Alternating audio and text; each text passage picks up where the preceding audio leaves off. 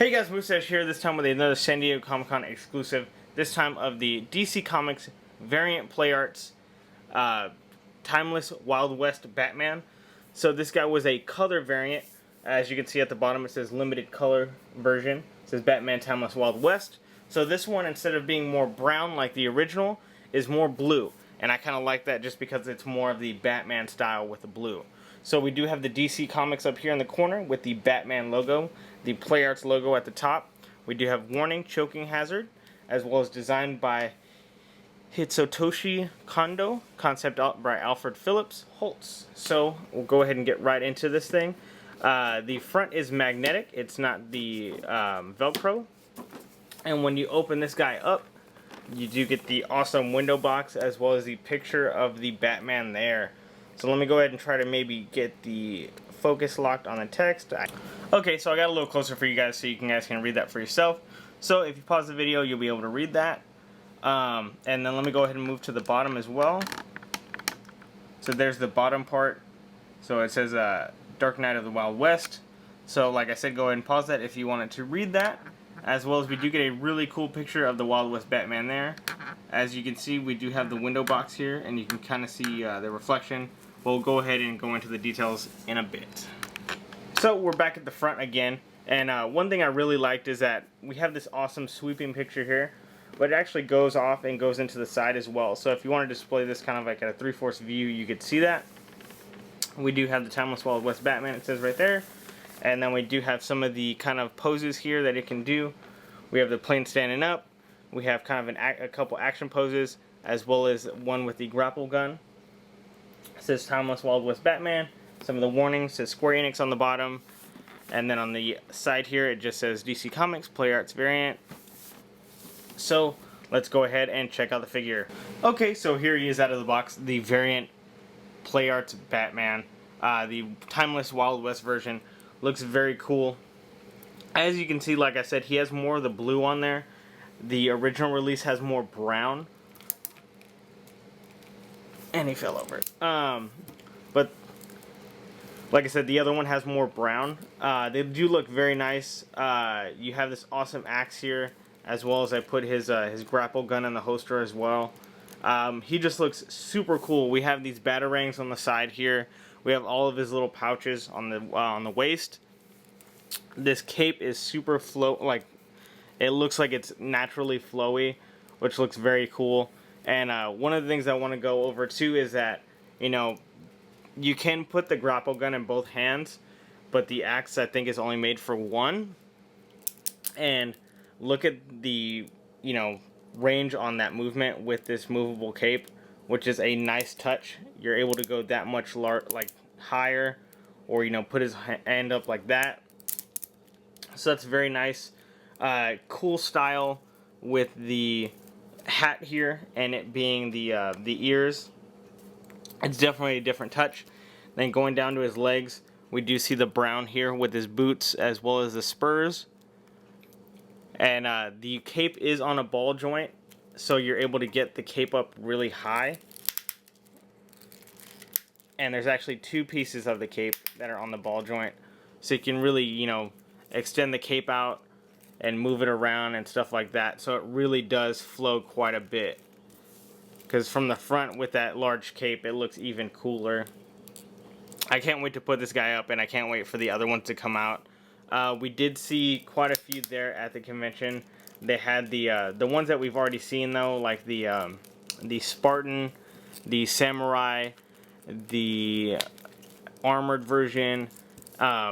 And this was not the only exclusive there at the booth. They actually did have another exclusive Batman, which was the Arkham Knight variant, which was the blue one. So that's very nice. But we'll go over the accessories right now, and then I'll get into the articulation. So first off, on the accessories and the weapons, he does come with the switchblade.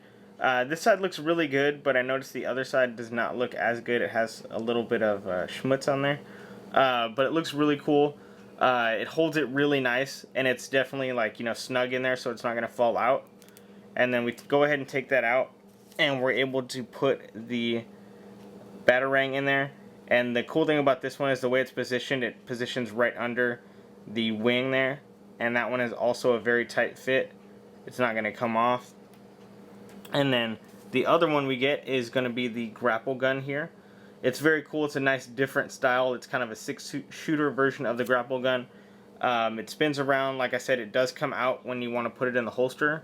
So even if you wanted to take the grapple off, you'd be able to put this in the holster without the grapple. I had it with the grapple just to keep it in. And this is the same hand that you use for the axe. So you go ahead and just try to twist the gun out of there and get that out of the ring. And then this one here is supposed to go right here. And you go ahead and just slide it down. I was telling Captain Holiday when I kind of initially unboxed this thing, is I don't like the hand they're using for this, just because it's way too loose. They tried to double up on this hand and it doesn't work. Because, you know, you end up having this trigger finger that's out there doing nothing. It would have been very cool if we would have gotten one that held on right here to kind of, you know, push the axe down, or been able to get two hands for the axe to where he could have, you know, double-handed the axe. But other than that, we do get a really nice purple on the blade. And then the detail there, of course, is nothing less than amazing from Play Arts Kai. So let's go ahead and get into the articulation for the Batman. Okay, so I'm going to try to do this as easy as possible. Like I said, this cape is really big, so I'm going to try to not have it all over the place. So we're going to start off at the bottom. So we do get some little articulation here on the ankle. We do get that ratchet, of course. No side-to-side movements, but the front and back is really nice. Lets you do those knee poses. Speaking of the knee, we do get a double joint here, which goes the 90, which is great. So if you wanted to have him, you know, up with that foot down, it does work. And going to the leg does go up about that far. It's hindered by the belt here, and then does go back about that far, hindered by the cape. So we'll go ahead and leave that leg forward here. And the other leg does the same thing. We do get the, here, let me pop these up. We do get the 90 here. And then same thing with the leg, or the ankle. We do get the ratchet there, which is very nice. Going up to the arm on this side goes up about that far. Goes forward about that far. Goes back about that far. So you're able to get that ratchet at the elbow. And it does do the spin around at the bicep. So that's a very nice touch. And then going to the wrist, you do get the 360, and then the up and down movements at the wrist. You kind of have to fiddle with it just because it is a ball joint, so it does move around on you. And the little cape here on the shoulder does go up about that far, goes down about that far, so you can get them cloaked still. On the other side, this is kind of like a, not gelatin, but a soft piece, so you're still able to move it up quite a bit. On the other side, you're able to move up about that far. Still get the bicep swivel here. It's a little tougher. Same thing, we do get the 90 degrees there, and then the wrist pivot and the front and back ratchet. Going to the head goes up about that far, down about that far. Can do the 360 degree. It does do the sideways movement about that far. It is a little hindered by the collar. The collar is free, so you can move it up and down. I wish maybe we would have got a different head that would have had the this little bandana up a bit, so it could have covered his mouth. I thought that would have been a really nice touch, but it's alright. As you can see, we do get these awesome bat horns here. Going to the back, like I said, the back is articulated. Here's where the axe goes on his back, this little clip here, as well as the, so this part, as you can see, the ball joints are right in there. So you just go ahead and move them up. So I'm going to move this side up so it can go about that high, and then this other one goes higher. You get two clicks there, and it goes about that far up. As you can see, I'll try to show off some of this detail on the inside. As you can see, there's the two ball joints, and you can move them around, so they probably would do two or a couple more clicks if you move them around. You do get this awesome lasso here. It would have been cool to get a lasso piece there that he could hold, but it's quite alright.